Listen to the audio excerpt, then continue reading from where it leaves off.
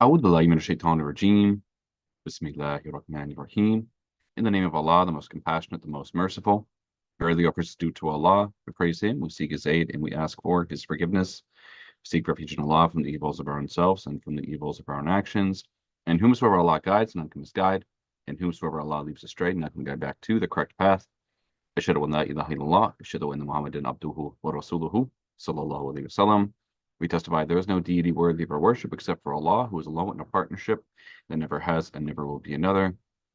And we bear witness that Muhammad, peace and blessing be upon him, is the last and the final prophet of Allah. Assalamu alaikum wa rahmatullahi wa barakatuhu, brothers and sisters, friends and family, everybody tuning into the live stream, and everybody joining us for the Zoom meeting. Thank you again for joining us for our Sunday discussion, where we will be continuing the reading of the book When the Moon Split by Safiur, Rahman, Mubarakpuri. Last week we had left off at page 86 that talks about, which will then talk about the acceptance of Islam by Umar bin al-Khattab. So without further ado, let's go ahead and get started. Bismillah. Only 3 days after Hamza's conversion to Islam, Omar became a Muslim.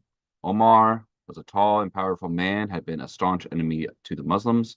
He was known for his fierce temper and his love of poetry and strong drink. And the story of how Omar embraced Islam is one of the most interesting episodes in the history of Islam. Omar had heard from the Prophet ﷺ reciting verses of the Quran at the Kaaba, and some of the verses he overheard had moved him. However, his heart remained firmly opposed to Islam and to the Prophet ﷺ, and his opposition grew to the point that one day he picked up his sword and decided to kill the Prophet. Unfortunately, Omar did not succeed in carrying out his intention. With his sword gripped in his hand, his mind made up, Omar met Nuaym bin Abdullah, who asked him, "Where are you going?" And he said, "I'm going to kill or slay Muhammad." He replied, "And how will you save yourself then from Banu Hashim and Banu Zohra?" And angered at this question, which seemed like a challenge to him, Omar replied, "It seems as if you have forsaken our faith." Omar Nuaym countered, "The amazing thing is that your sister and brother-in-law have also renounced your faith." So Omar was furious, and his attention was diverted from the Prophet ﷺ to his own family. And in this rage, he headed straight for his sister's house. And at that time, Habab bin Arat was at Omar's sister's house teaching her and her husband Shoto Taha. And when they heard Omar outside the door, Habab hid himself, and Fatima, Omar's sister, quickly hid the sheets of paper under which the Quranic verses were written. "What was that babble I heard?" They could see that Omar was enraged and armed with a sword. "Nothing, we were just talking." "Maybe both of you have renounced your faith," Omar said. And Omar's brother-in-law said, "Well, tell me, Omar, what if the truth lies far from your religion?" And Omar's response to this question was swift and violent. He pounced upon his brother-in-law and beat him mercilessly. And when his sister tried to disengage the two in defense of her husband, Omar hit her hard in the face, and blood ran down her cheek. But at this point, Fatima was not to be deterred from speaking the truth. And echoing her husband's question, she challenged the wisdom of Omar's faith. "Omar, what if the truth lies far from your religion?" Then, in front of her brother, she declared her own faith using the same words every Muslim utters as solemn testimony about the oneness of Allah and the prophethood of Muhammad ﷺ. She said, "I bear witness that none is worthy of worship other than Allah, and I bear witness that Muhammad is the prophet of Allah." And when Omar heard his sister's proud affirmation of her faith, he was overwhelmed with shame. "Show me what you are reading from," he said. And his sister retorted, "You are unclean, and only the pure and clean can touch it, so go wash yourself." He chastised Omar, he chastened Omar, bathed, and took the pages of Surah Talha and in his hand and recited Bismillahir Rahmanir Rahim, the name of Allah, the most gracious, the most merciful. "These are pure names," Omar said. He continued reading Surah 20, Ayat 14, "Verily I am Allah, there's no God but I, so worship me and offer prayers in remembrance of me." Omar exclaimed in awe at the sublimity of the verses. "Where can I find Muhammad?" he asked. And when Habab heard this, he came out of hiding and said, "O Omar, rejoice. I prayed that Allah would bless you. Thursday night, I heard the Prophet ﷺ praying to Allah, saying, O Allah, strengthen Islam by Omar bin Khattab or Abu Jahl bin Hisham." And when Omar heard that the Prophet ﷺ was at Dar al-Arqam, he rushed there hoping to find him. He knocked on the door, and one of the Prophet's companions peeped through a chink to see Omar, sword in hand, looking very agitated, and the companions rushed into the back of the house with the alarming news. "What's the matter?" Hamza asked. "Omar is at the door," the companions reported. "Is that all?" exclaimed Hamza. "If he comes in peace, fine. If not, we will simply kill him with his own sword." So Muhammad SAW, meanwhile, was in the midst of receiving a revelation from Allah, and upon the completion of the revelation, he came into the sitting room.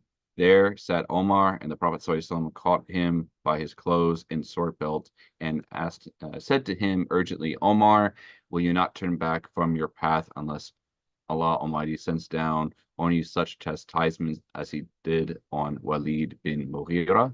O Allah, this is Omar bin Khattab. O Allah, bestow power and glory on Islam through Omar bin Khattab." And after the Prophet ﷺ entered his supplication, Omar said, "I bear witness that there is none worthy of worship other than Allah, and that you are the Prophet of Allah." And those present in the house cried, "Allahu Akbar, God is the greatest," so loudly that their cry resonated around the Kaaba. So then the polytheists react to Omar's conversion. So Omar was reputed among his tribesmen for his size and his temperament. And now that he was a Muslim, he was determined to announce his faith to the Prophet's foes. Who but Abu Jahl, the Prophet's fiercest enemy, deserved to hear the news first? So Omar knocked on Abu Jahl's door. Abu Jahl came out and greeted him. "Welcome, what brings you here?" "I have come to tell you that I have embraced the religion of Allah and his messenger Muhammad," Omar calmly stated. And Abu Jahl heard this thunderclap and said, "May God ruin you and what you have brought." Omar afterwards went to Asi bin Hashim, who hurried back into the house once he heard the news, and Omar's next stop was at the house of Jamil bin Muammar Jami, who was noted for spreading sensational news. And when Omar told him that he had embraced Islam, Jamil screamed, "The son of Khattab has turned faithless." "You lie," said Omar indignantly. "I have become Muslim." And the people heard Jamil's cries, and they came running. They turned on Omar and began beating him, but he fought them off and returned home.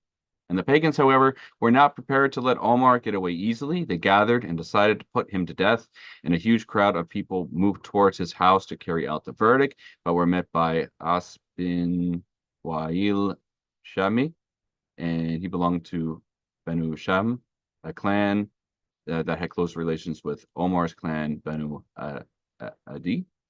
And Omar told As, "Your people wish to kill me." "Impossible," said As. Just then he saw the crowd milling outside and approaching them. "Where are you going?" he asked the people. "The son of Khattab had turned faithless," they explained, "and none of these paths lead to Omar's house," he replied. And the mob looked at As, who stood before them, an imposing figure in his striped Yemeni robe with lace trim. They understood his veiled threat and thought it prudent to leave Omar alone and return home. And with that, Omar's conversion strengthens Islam. So far, the Muslims had always prayed in secret, and to pray in the open was to risk being abused and beaten by the pagan Meccans. And Omar, however, felt that the time had come for Muslims to practice their faith in full view of their enemies.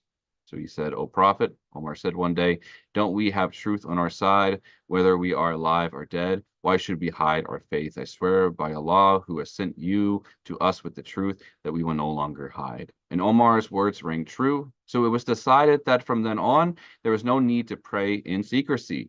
The Muslims formed two rows behind the Prophet ﷺ and walked to the Kaaba, one row headed by Hamza and the other by Omar. And the Meccans could only watch as the Muslims began to pray behind the Prophet ﷺ. And from that day onward, Omar was known as Faruq, one who distinguishes truth from falsehood. And Ibn Masud, one of the Prophet's companions, said, "The day Omar accepted Islam, we gained both strength and prestige." He also said, "We could not perform our prayers at the Kaaba until Omar embraced Islam."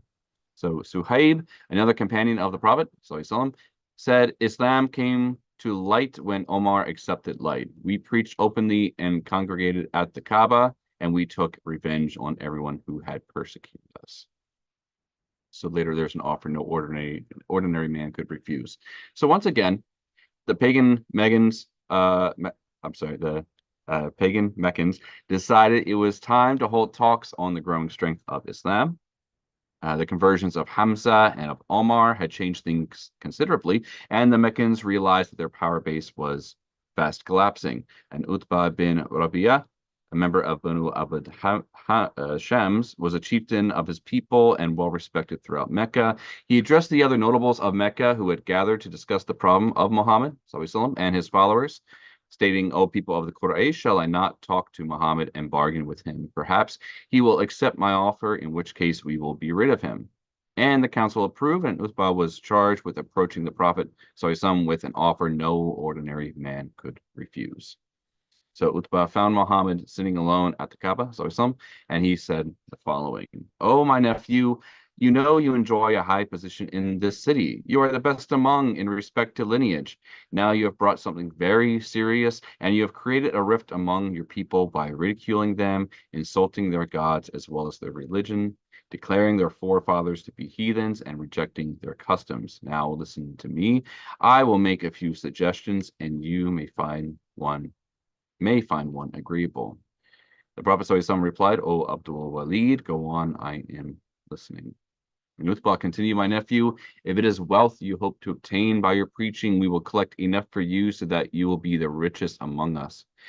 If it is honor you desire, we will make you our chief and leave every decision to you. If you wish to be king, we will recognize you as our monarch. If you desire beautiful women, choose any woman from the Quraysh. We will give you 10 such women in marriage. If you are possessed by a demon, we will find a skilled physician for you and spend all that it takes to restore your health. And the Prophet ﷺ responds saying, is that all you have to say? And Utbah replied with yes. The Prophet ﷺ says, now listen to me. Utbah responds, I'm listening. And the Prophet ﷺ then recited the opening verses of Surah Al-Fussilat, Surah 41, ayats 1 through 5. Hameen, a revelation from Allah, the most gracious, the most merciful, a book with verses that are explained in detail, the Quran in Arabic for people who understand, giving glad tidings and admonition, yet most of them turn away and so do not hear. They say, our hearts are veiled from that which you invite us to accept. Our ears are deaf, and between you and us is a screen. So do your work, and we will do ours.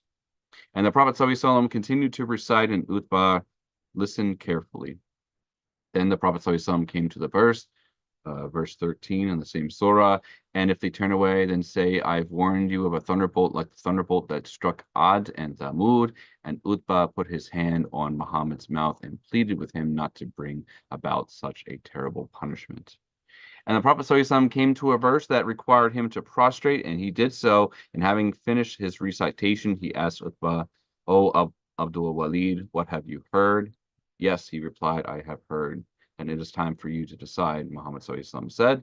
Utbah then left and went directly to his comrades, and as he approached them, they noticed a strange expression on his face, and they asked him what had happened, and he related what had passed between him and Muhammad, stating, I have heard a discourse of the like of which I have never heard. I swear to God, O Quraysh, that is not poetry, nor is the result of spells or witchcraft. Take my advice and leave this man alone. By God, something more astonishing is bound to happen than what I have heard. Now, if the Arabs kill this man, your task will be accomplished by others. And if this man brings the Arabs under his control, his kingdom will be your kingdom. His honor will be your honor, and he will prove fortunate for you. And Utbah's audience, of course, grew suspicious. You have been bewitched by his tongue, they said. This is my opinion, replied Utbah. Now you may do whatever you think fit.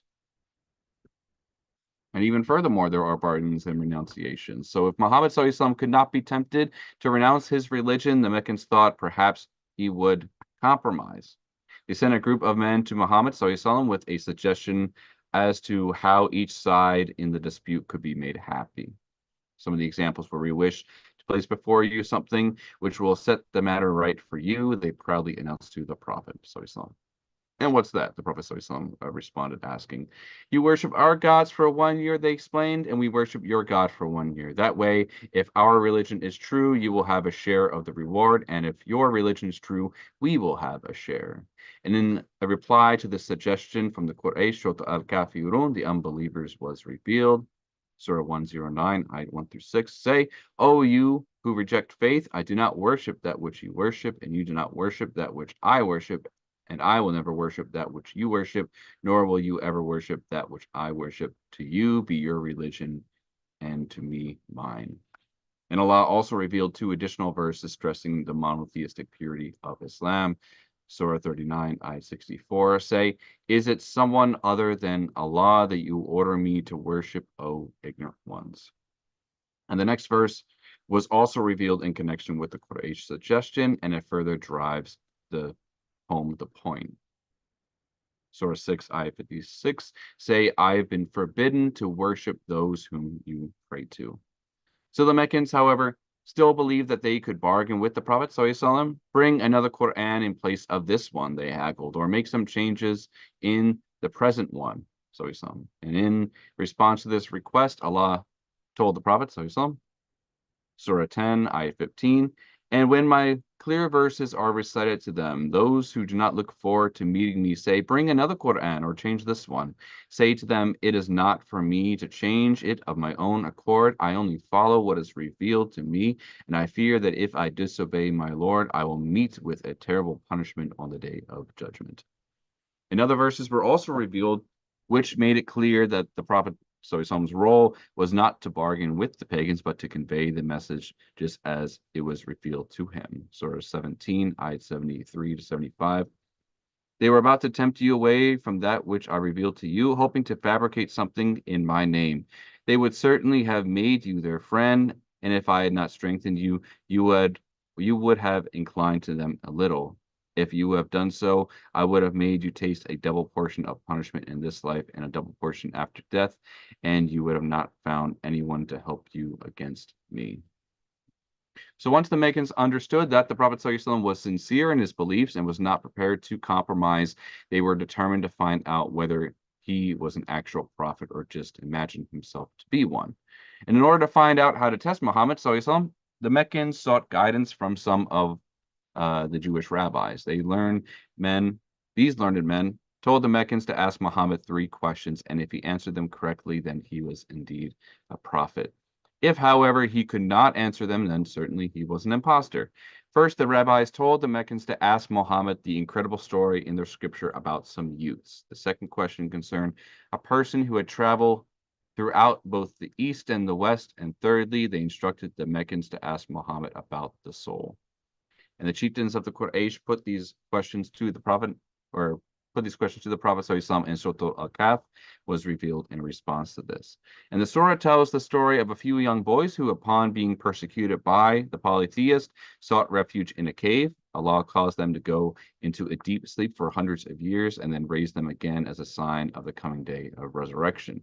And the chapter also tells the story of Dhul Qarnayn, a man who roamed throughout the world. And finally, the last question was answered in Surah Al-Isra, Surah 17, ayat 85. "And they ask you about the spirit. Say, the spirit is my Lord's affair, and man has been given but little knowledge." So Muhammad ﷺ had correctly answered all 3 questions put to him by the rabbis through the Quraysh. And now that the Quraysh had evidence that Muhammad ﷺ was a true prophet, they were faced with a difficult decision. They were still not prepared to embrace Islam without reservations as Muhammad's followers had. The solution, they believed, was to ask the Prophet ﷺ to let them enter Islam not as typical Muslims, but as Muslims with special status. The majority of the Prophet's followers being from the lower strata of Meccan society, the elite of the Quraysh could not consider interacting with the inferiors on equal terms. So they met with the Prophet ﷺ to discuss this idea, and the Prophet ﷺ was so eager to have the Meccan nobility embrace Islam that he may have been on the verge of accepting their proposal, but Allah subhanahu wa ta'ala ordered him to resist the temptation in the following verse, Surah 6, ayah 52. "Send not away those who call on their Lord morning and evening, seeking his face. You are not accountable for them, nor they for you. If you turn them away, you will be among those who are unjust. So thus the Prophet ﷺ was forbidden to give the nobility among the Quraysh any special consideration within the fold of Islam, thus effectively ensuring the complete absence of a class system. And this meant that no Muslim could be superior to his brother in Islam, except for in faith and good deeds. Next, regarding the hastening of the punishment. So the Prophet ﷺ was also sent to his people to warn them that if they continued rejecting the call to faith, Allah might at any time punish them severely. So he cautioned them, but they waited and watched. Nothing happened, so their inherent arrogance had grown, and they challenged the Prophet ﷺ to hasten this punishment, and Allah replied to their request in the following 3 verses, Surah 22, ayat 47. Yet they ask you to hasten the punishment, but Allah will not fail in his promise. Verily, a day with your Lord is like 1,000 years of your reckoning. And Surah 29, ayat 54, they ask you to hasten on the punishment. Indeed, hell will encircle the disbelievers, the unbelievers. In Surah 16, ayat 45 to 47, are the plotters of wickedness not afraid that Allah will cause the earth to swallow them up, or that Allah's punishment will seize them unexpectedly, or that he may call them to account in the midst of their daily affairs when they have no chance to escape, or that he may cause them to waste away gradually. Truly, your Lord is kind and merciful. And again, the Meccans found a way to evade the truth. They remained stubborn in their opposition and made further demands of the Prophet, ﷺ, asking him to enact miracles, even as they hoped he would be unable to perform them. Thus, they wavered, sometimes approaching the Prophet with compromises, and at other times challenging him to do the impossible. And many of the Meccans felt that the only solution was the sword, while others feared the consequences of killing their adversary. And the Meccans already had asked Abu Talib to hand over Muhammad so they could kill him, a demand he had refused. And despite his seeming unconcern at their threats, he was secretly afraid, and with good reason, that the Quraysh were plotting to assassinate the Prophet. Abu Talib acted fast and called on the members of Banu Hashim and Banu al-Muttalib to meet at the Kaaba. He convinced them to pledge that they would protect their clansman Muhammad, but Abu Lahab, another of the Prophet's uncles and self-proclaimed sworn enemy, refused to take this pledge. He declared he was on the side of the Quraysh. So next, we come to the point of the boycott in Mecca. So the polytheists would not be outsmarted. They held a meeting at Hanif Banu Kinana to decide how best to counter Abu Talib's successful maneuver. And eventually they came up with the idea of a total social boycott.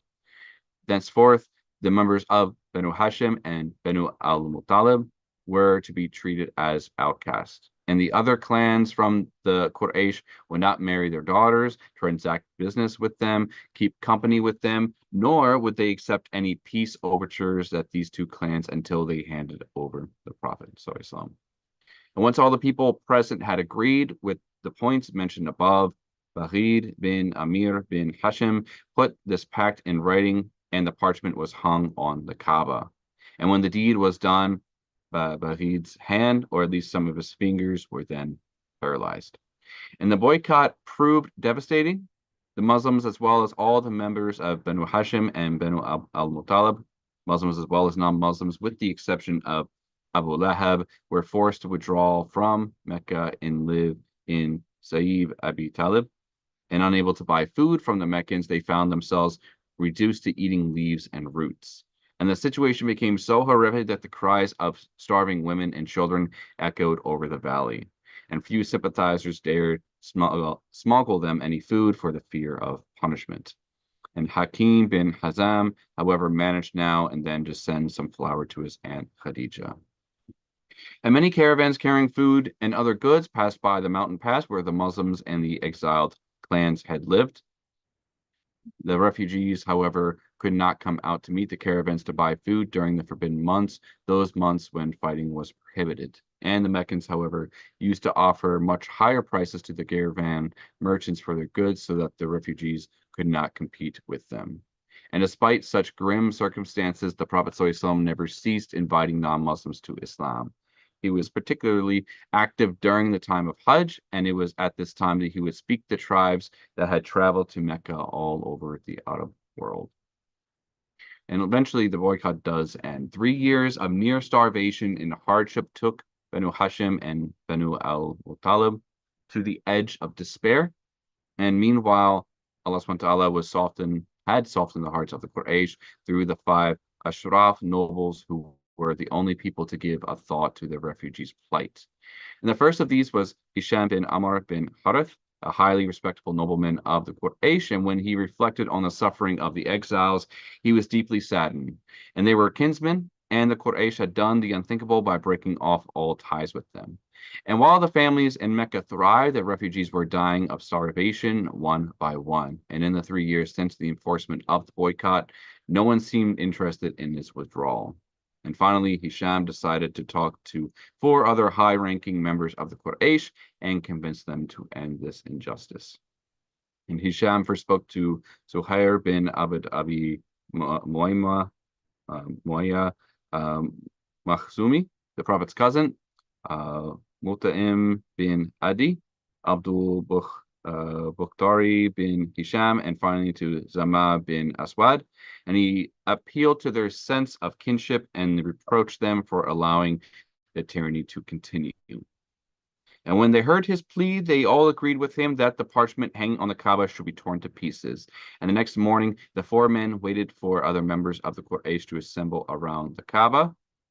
Zuhair finished circling around the Kaaba and then stood before the people. O people of Mecca, he began, shall we drink and eat while Banu Hashim die of hunger, unable even to buy or sell? By God, I will not rest until this cruel and unjust decree is torn to pieces. And Abu Jahl was furious. You are wrong. By God, it will not be torn. And Zamaz countered, by God, it is you who are wrong. When it was written, we were not in agreement. And Zama is right, stated Abu al-Bukhtari. He said, we do not agree to what is written in that decree, nor do we lend our support to it. So now it was Mut'im bin Adi's turn.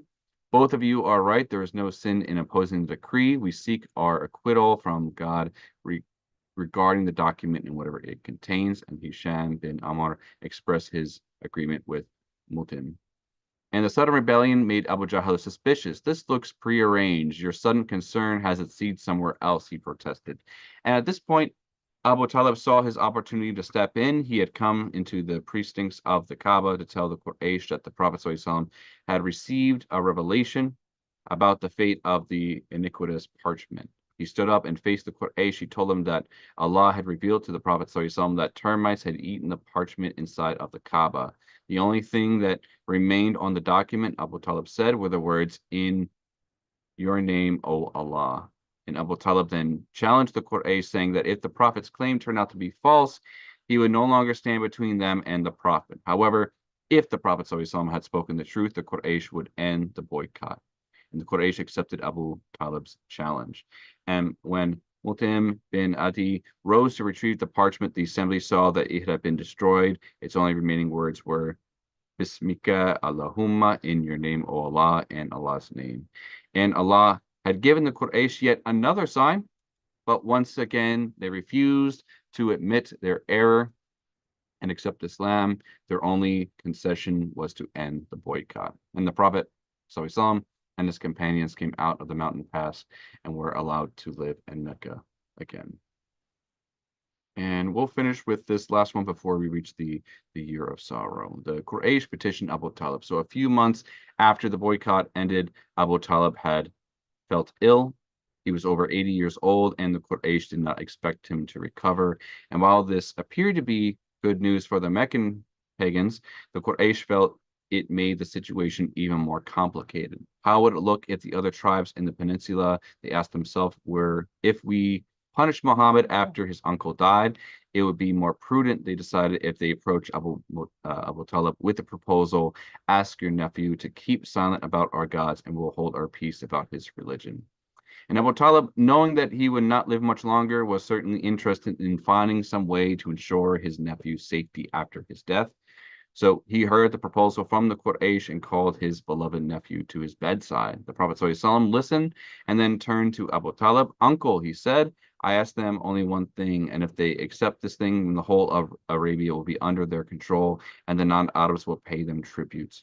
Only one thing, the Quraysh asked. We are prepared to accept 10 such things. What is it? La ilaha illallah, said the Prophet. There is no deity except the one God, Allah. What? The Quraysh exclaimed, marveling at the statement, He has fashioned only one God out of all of them. This is very strange. And with that, we come to the end for today's reading, inshallah, where again we'll pick up in the following week at the bottom of page 102, where we're going to talk about the year of Salah, the year of the passing of Abu Talib, as well as Prophet Muhammad Sallallahu first wife Khadija. And with that, we'll go ahead and close. Allahumma subhanahu wa bihamdi, ashhadu an la ilaha illa anta astaghfiruka wa atubu ilaik. Assalamu alaikum wa rahmatullahi wa barakatuhu. Thank you for joining. We'll see you next week.